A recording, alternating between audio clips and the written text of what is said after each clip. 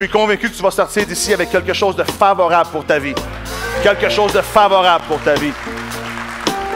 Peut-être tu vis un brisement, peut-être tu vis une situation difficile, peut-être il y a quelque chose dans ta santé, mais moi je veux t'inspirer à connecter avec Dieu pour que quelque chose de neuf, un nouveau départ commence dans ta vie.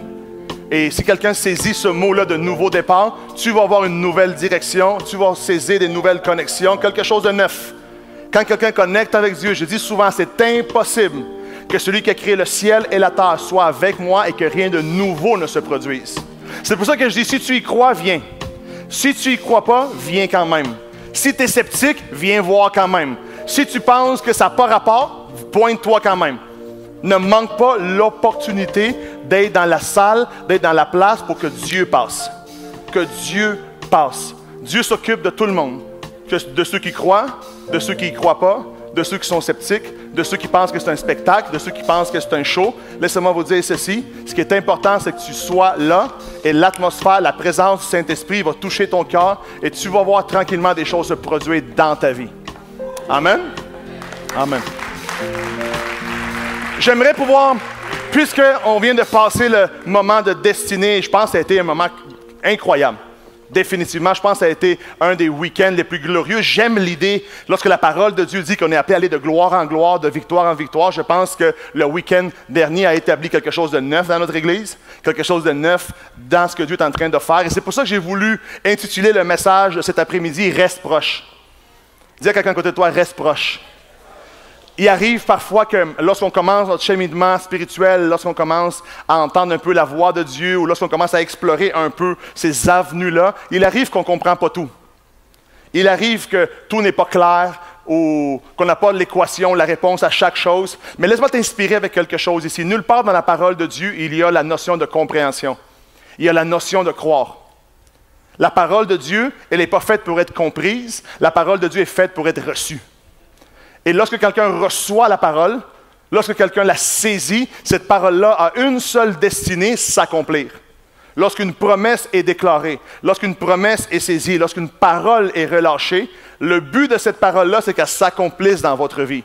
Alors probablement, on ne comprend pas tout, probablement, on ne comprend pas toute l'idée, qu'est-ce que ça l'inclut, mais certainement, cette parole-là va s'accomplir. Si on la reçoit, si on y croit, il n'y a aucune chance qu'elle ne s'accomplit pas. J'aime ces promesses-là dans la parole, ces histoires-là où que la Bible dit « Et chacune des promesses que Dieu a déclarées s'est accomplie. » Je ne sais pas qui désire vivre ce genre de vie-là, mais moi j'ai dit « Seigneur, moi je veux vivre cette vie-là. » Plus de 6000 promesses dans la parole de Dieu qui enveloppent notre vie personnelle, notre vie relationnelle, notre vie financière, notre santé, nos enfants, nos futurs, nos projets, ce qu'on entreprend, là où on travaille, pour tout.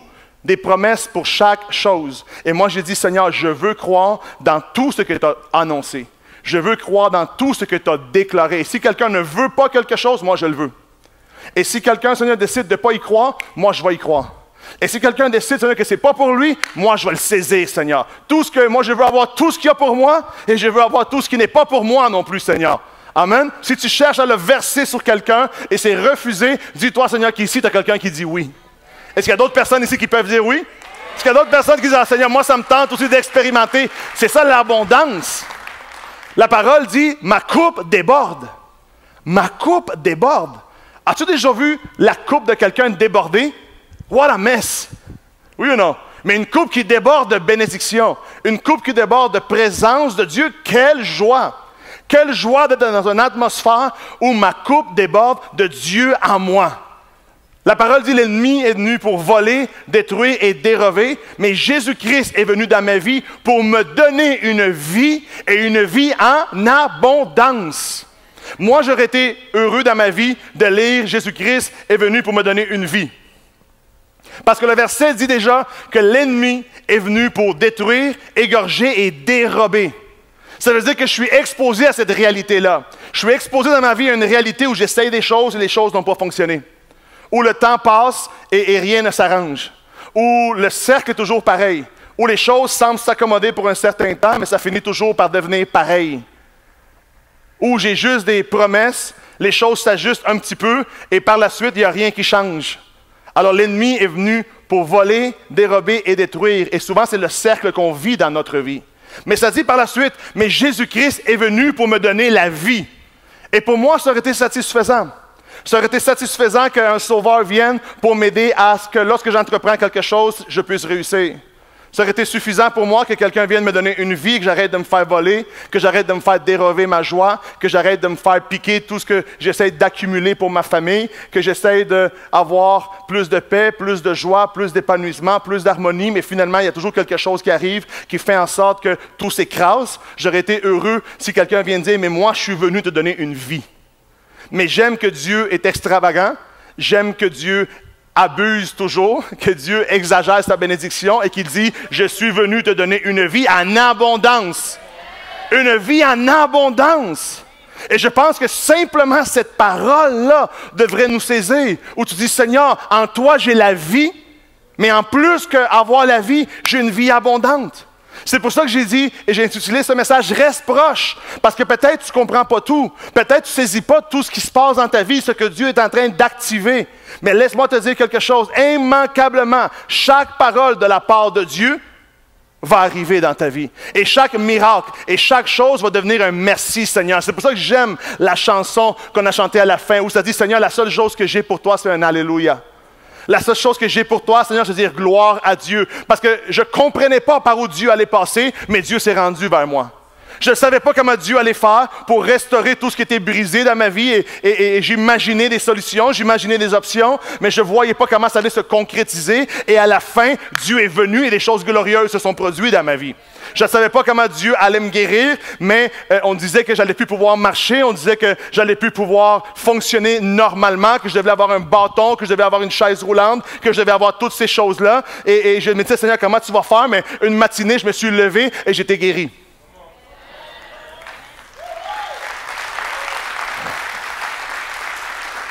Pendant 3 mois, je me levais de mon lit, je devais ramper jusqu'à la salle de bain. Ça prenait à peu près parcourir une porte, ça prenait approximativement de 20 à 25 minutes.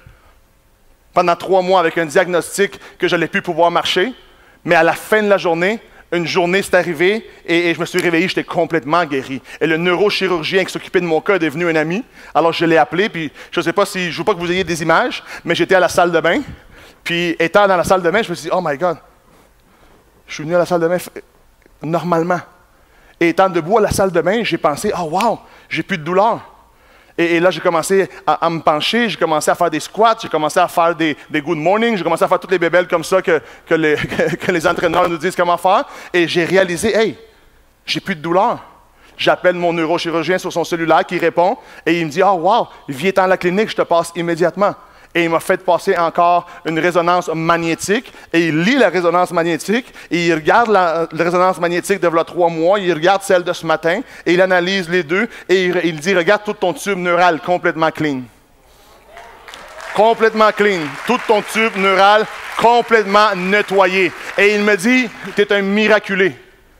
Elle me dit, tu es un miraculé, parce que si on aurait opéré, on verrait les cicatrices. Si on aurait opéré, on verrait des traces. Mais je ne sais pas qu'est-ce qui s'est passé, mais le bistouri de celui qui t'a opéré est glorieux parce qu'il n'y a aucune trace. La seule trace qu'on a, c'est l'image de là 3 mois. Alors moi, j'essaie de comprendre ces choses-là et je me dis, comment se fait-il que je me couche paralysé et je me relève en marchant? Comment comprendre?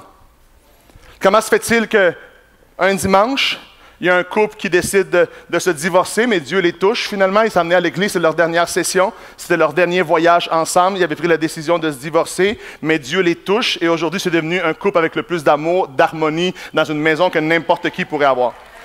Comment se fait-il? Parce que Dieu touche les cœurs. Comment Dieu l'a fait? I don't know. Par où Dieu a passé? Je ne le sais pas. Par contre, on n'a pas la réponse à tout, mais on sait que c'est réel et je suis ici devant vous aujourd'hui. Et comme ça, combien de miracles, comme ça, combien d'entreprises, combien de choses qu'on n'a pas vues prospérer à cause qu'il y a des gens qui ont saisi la foi. Une personne passée à l'extérieur sur Sherbrooke, il a vu la pancarte, il a regardé la pancarte, il a vu la pancarte, il a regardé la pancarte, il a scanné le QR. Et lorsqu'il a scanné le QR, il a dit « Ah, c'est une église ça ici? Je vais aller voir qu'est-ce que c'est. » Il rentre dans l'église avec une maladie, il ressort guéri. Qu'est-ce qui s'est passé? Qu'est-ce qui s'est passé? Une touche de Dieu. Est-ce que quelqu'un ce matin ou cet après-midi qui est prêt pour une touche de Dieu? Amen. Restons proches. Restons proches. Pourquoi rester proches? Parce que je pense que lorsqu'on reste proche, on peut saisir plus de choses. Et on n'a pas la réponse à tout, mais j'aimerais vous donner certains boulevards, certaines avenues que Dieu utilise pour nous bénir, que Dieu utilise certaines façons, comment Dieu bouge, comment Dieu interagit avec nous, afin qu'on reçoive sa bénédiction et que la promesse puisse s'atterrir dans notre vie.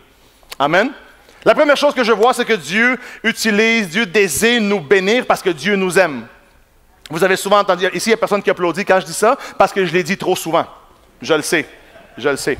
Mais je crois fortement que Dieu m'a créé pour m'aimer et Dieu m'a créé pour me bénir. Je suis fortement convaincu que je ne suis pas une erreur de la nature. Je suis fortement convaincu que je ne suis pas un plan de mes parents. Mes parents ont été le véhicule que Dieu a utilisé pour m'amener sur cette terre, pour manifester son amour envers moi. Pour manifester le plan, la destinée qu'il avait pour moi. Définitivement. Amen. Et pourquoi je vous dis ça? Parce que regardez quelque chose d'intéressant qu'on voit dans Jean 11. Dans Jean 11, c'est l'histoire très connue que vous et moi connaissons très bien. C'est Jésus-Christ qui ressuscite Lazare. Et regardez comment l'histoire commence dans le verset 1. « Et il y avait un homme malade, Lazare de Béthanie, du village de Marie et de Marc, sa sœur. C'était cette Marie qui avait oint de parfum le Seigneur et qui lui essuya les pieds avec ses cheveux, et c'était son frère Lazare qui était malade. Et regardez qu'est-ce qu'ils font au verset 3. « Les sœurs envoyèrent dire à Jésus, « Seigneur, celui que tu aimes est malade. » Seigneur, celui que tu aimes est malade. Quand est-ce que ça a été la dernière fois que tu as prié comme ça? Seigneur, voici celui que tu aimes, aide-moi. Seigneur, voici celui que tu aimes, pourvois pour moi. Seigneur, voici celui que tu aimes, parce que la parole dit quelque chose. La parole dit que Dieu a tant aimé le monde, et le monde, ça m'inclut moi, et ça vous inclut vous. Le problème que nous avons, c'est que dans l'universalité de l'amour de Dieu, souvent, on ne se retrouve pas. On dit Dieu aime tout le monde, mais il faut découvrir aussi que Dieu nous aime nous. Il faut découvrir aussi que Dieu m'aime moi, que je ne suis pas une personne au hasard. Et souvent, Dieu me parlait de ça, me disait, Georges, je t'aime. Et je suis comme, Seigneur, oui, je le sais que tu m'aimes. Non, Georges, je t'aime. Et là, je disais, Seigneur, je le sais que tu m'aimes. Je le sais, Seigneur, tu nous aimes tous. Tu es mort pour nous tous. Non, il faut que tu saisisses que je t'aime toi. Que je t'aime comme t'es. Que je t'aime les jours que tu t'aimes et que je t'aime quand même les jours que tu t'aimes pas. Que je t'aime dans les bonnes journées et je t'aime aussi dans ta mauvaise journée. Que je t'aime quand tu penses que tu vis une vie sainte et je t'aime aussi quand tu penses que tu es dans le péché. Que je t'aime n'importe quoi que tu fasses, l'amour de Dieu est irrévocable. Je veux que tu vis avec cette réalité-là. Le ciel tout entier, celui qui a créé le ciel et la terre, notre Père céleste, t'aime d'un amour irrévocable.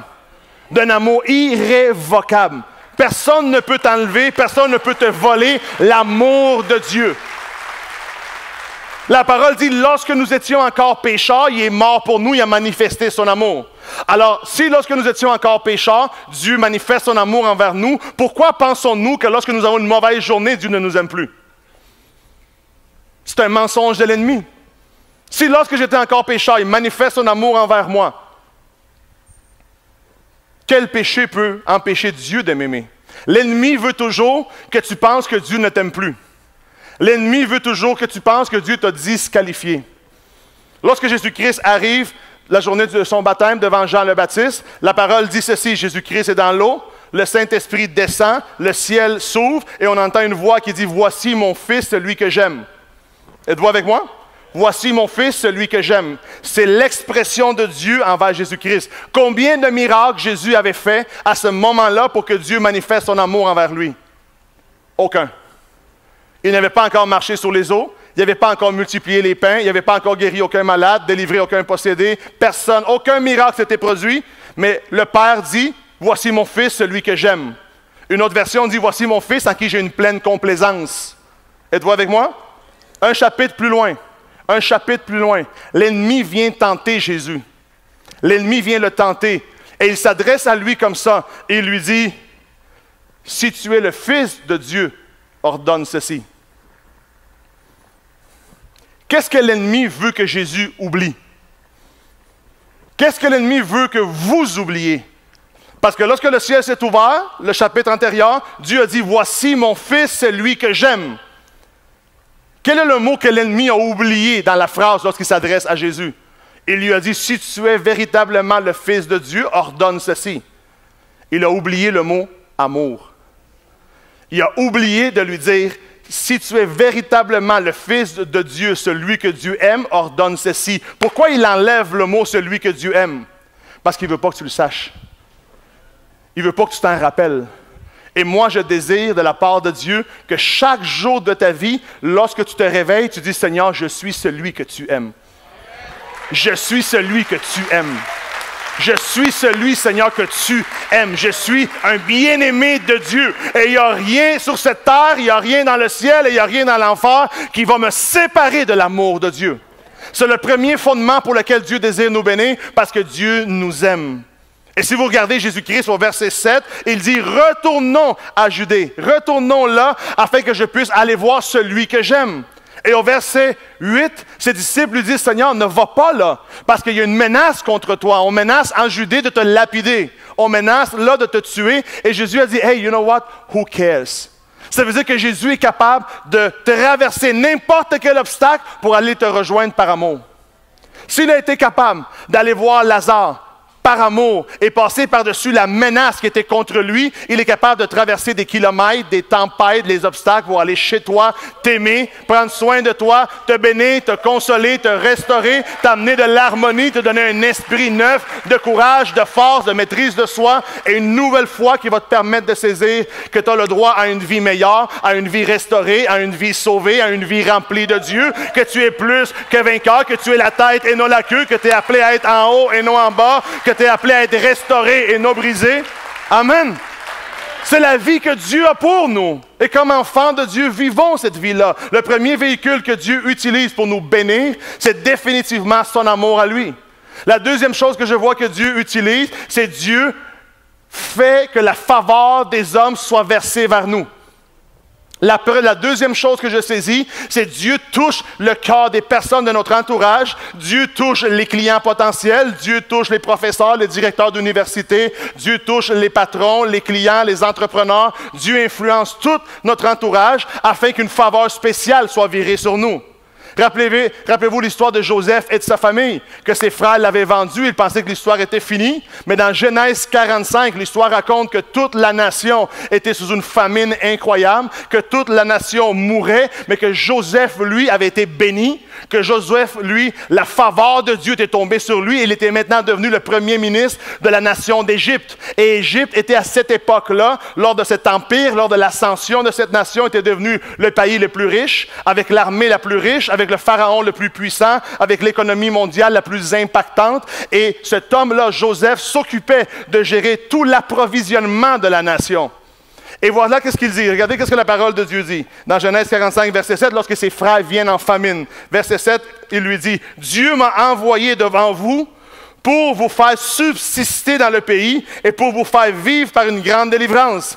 Ce n'est donc pas vous qui m'avez envoyé ici, mais c'est Dieu. Il m'a établi père de Pharaon, maître de toute sa maison, gouverneur de tous les pays d'Égypte. » J'aime la parole de Dieu parce que ça nous enseigne que souvent, Dieu va faire en sorte que sa faveur soit virée des hommes en notre faveur. Je ne sais pas si quelqu'un ici qui se dit, « Seigneur, pour que ma saison aille mieux, j'aurais besoin d'avoir un peu de faveur dans mon travail. » Un peu de faveur dans mon entourage, un peu de faveur pour mon projet, pour ce que j'entreprends, un peu de faveur pour mes études, un peu de faveur pour ma famille au pays, un peu de faveur dans mon immigration, un peu de faveur dans mes permis. Est-ce que quelqu'un ici qui se dit, Seigneur, moi, j'ai besoin que ta faveur soit virée un peu vers moi? C'est la deuxième chose que je vois dans la parole, ça nous enseigne ça, que Dieu nous bénit, que Dieu désire pourvoir, mais la façon comme Dieu pourvoit, c'est qu'il touche le cœur de quelqu'un de notre entourage pour nous bénir nous.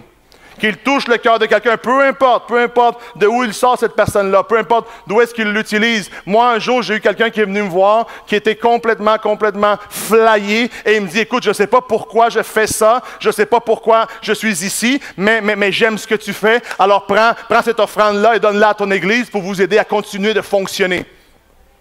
Pas besoin de m'aimer, pas besoin de rien. Une des universités les plus incroyables de l'Amérique du Nord, c'est l'université ORU, Oral Roberts. Un jour, il y a eu un homme qui a été le voir et il a donné $1 million.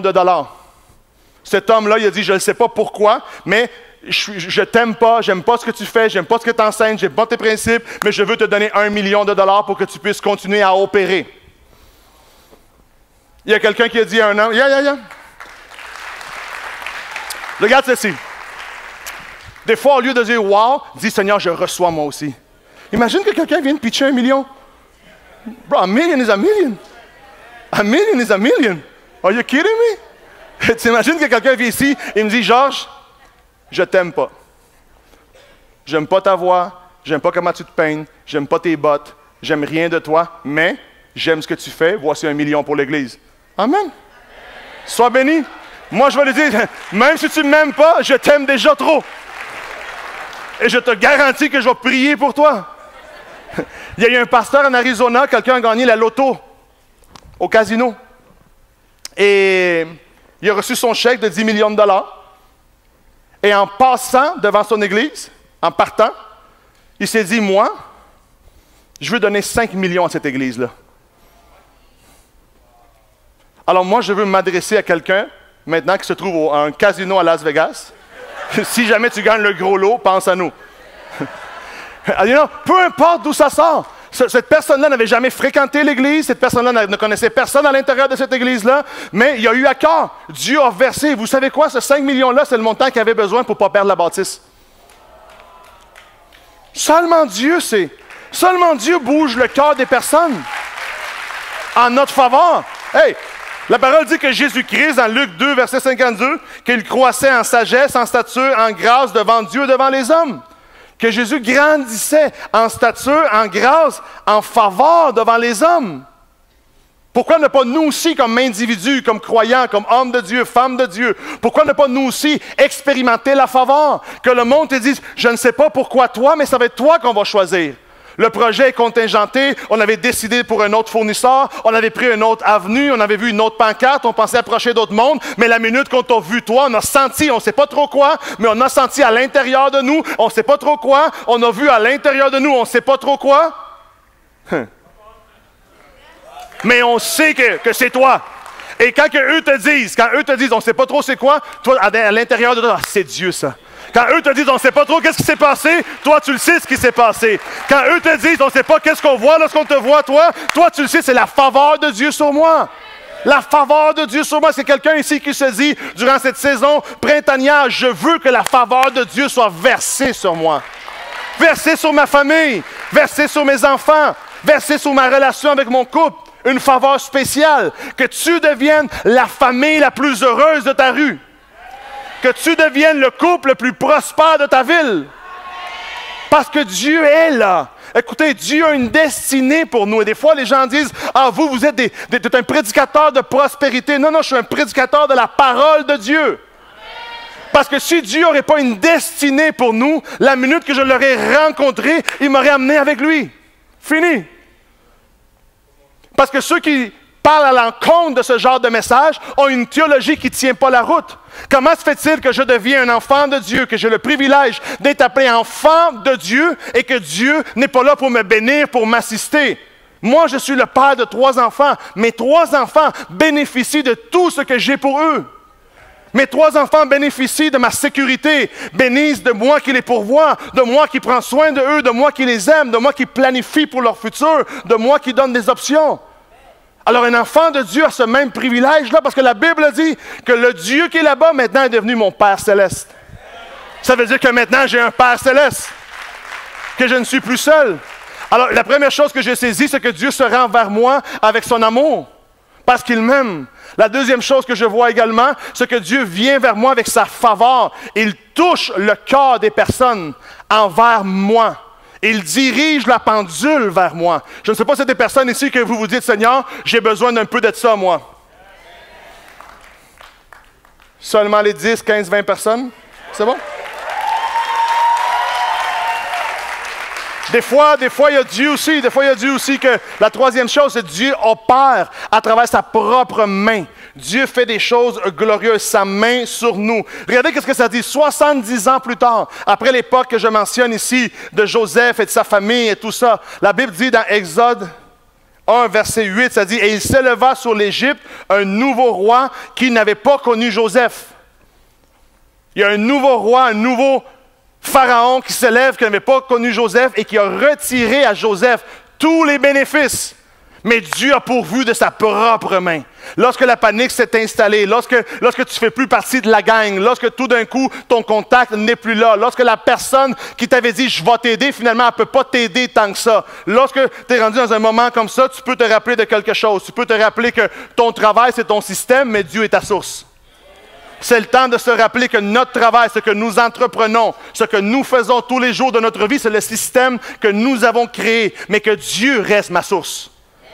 Que Dieu reste ma source et que Dieu peut modifier les choses, Dieu peut arranger les choses afin que tous ceux qui croient en lui, ils voient une nouvelle rivière couler. La première chose que je vois, c'est l'amour de Dieu. La deuxième chose, c'est la faveur de Dieu. Mais la troisième chose, c'est aussi la main de Dieu sur moi. Parce que je suis là, parce que je crois en Dieu, Dieu fait aboutir des choses incroyables dans ma vie. Ne oublie jamais le facteur Dieu.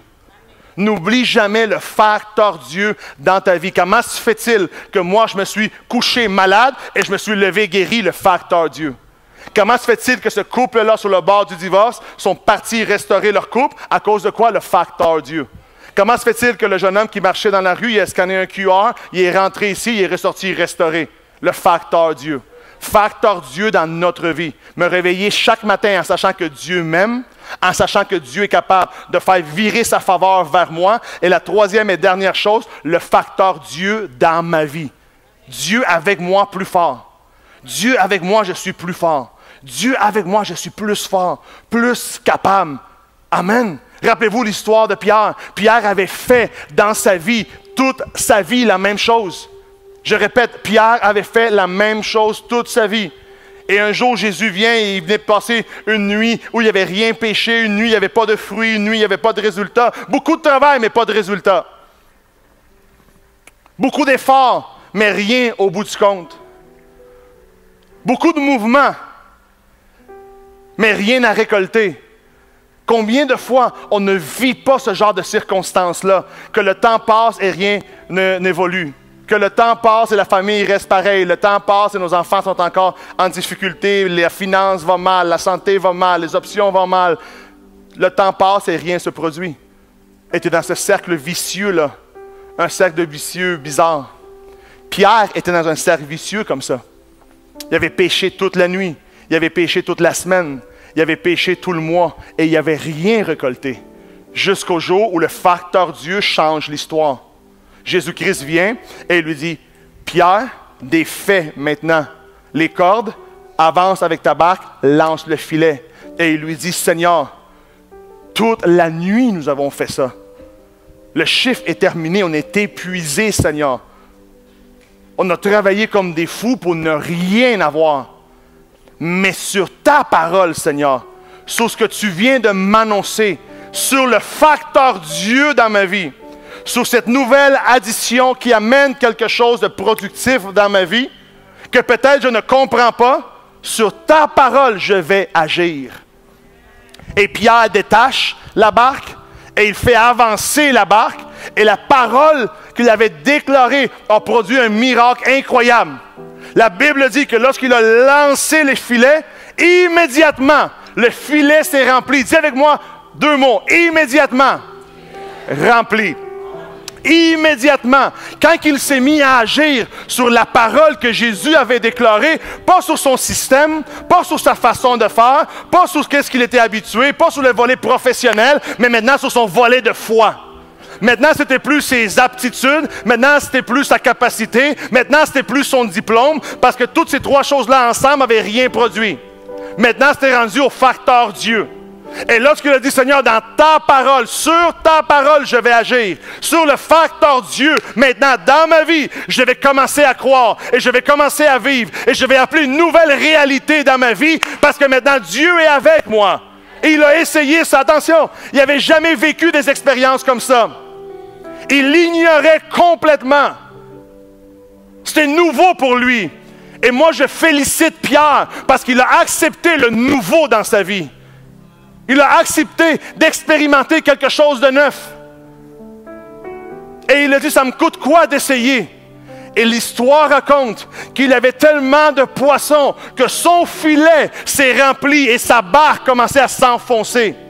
qu'il a dû demander de l'aide à un de ses chums, qu'il vienne coller sa barque de pêche. Et sa barque aussi a commencé à s'enfoncer. Qu'est-ce que ça me laisse savoir? Que lorsque le facteur Dieu est là, ma vie va déborder de bénédiction, de joie, d'harmonie. Lorsque le facteur Dieu est présent dans ma famille, je vais et je peux oser croire à avoir la meilleure famille. Lorsque le facteur Dieu est dans mon entreprise, je peux oser croire que des relations et des connexions divines vont arriver parce que Dieu est là. Et comme j'ai dit au début, c'est impossible que le Dieu qui a créé le ciel et la terre soit dans ma vie et que rien ne se produise. Moi, j'aimerais aujourd'hui que tous ensemble, on fasse appel à cette nouvelle réalité-là. Je suis béni parce que Dieu m'aime. Je suis béni parce que Dieu fait virer sa faveur vers moi. Et je suis béni parce que le facteur Dieu dépose quelque chose sur moi.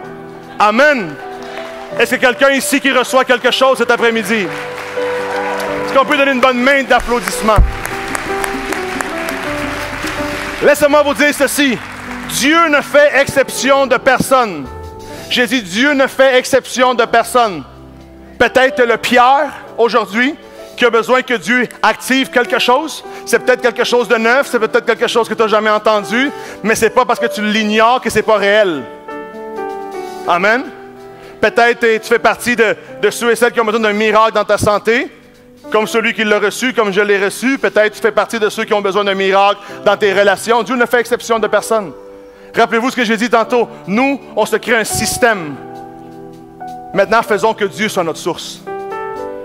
Faisons que Dieu soit notre source.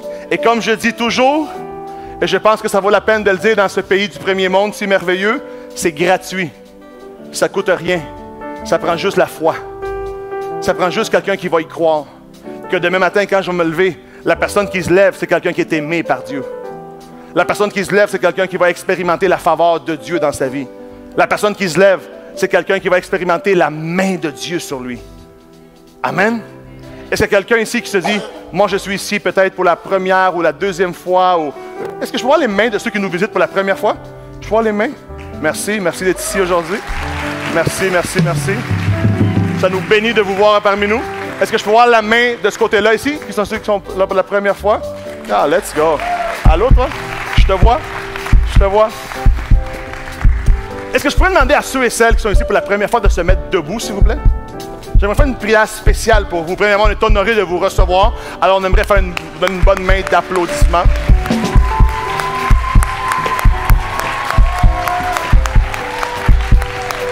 Ça fait maintenant 3 semaines qu'on a ouvert ce deuxième service-ci. Si on aurait à faire juste un service, ça ne rentrerait pas dans la salle, ça serait impossible.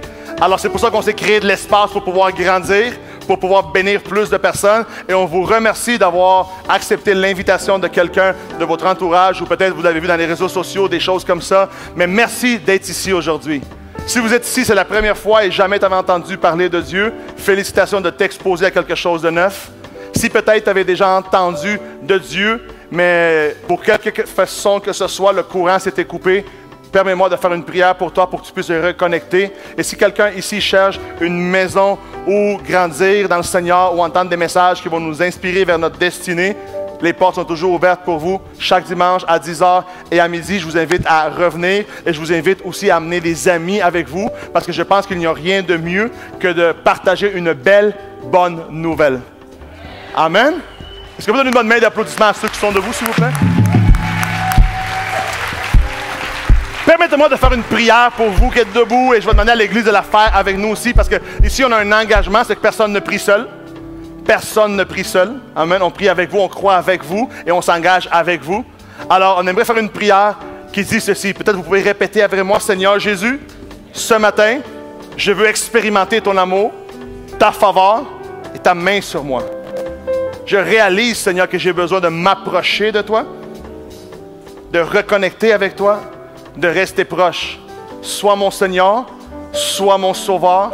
Enseigne-moi à marcher sur ce chemin avec le facteur Dieu activé. Au nom de Jésus, Amen et Amen. Est-ce qu'on peut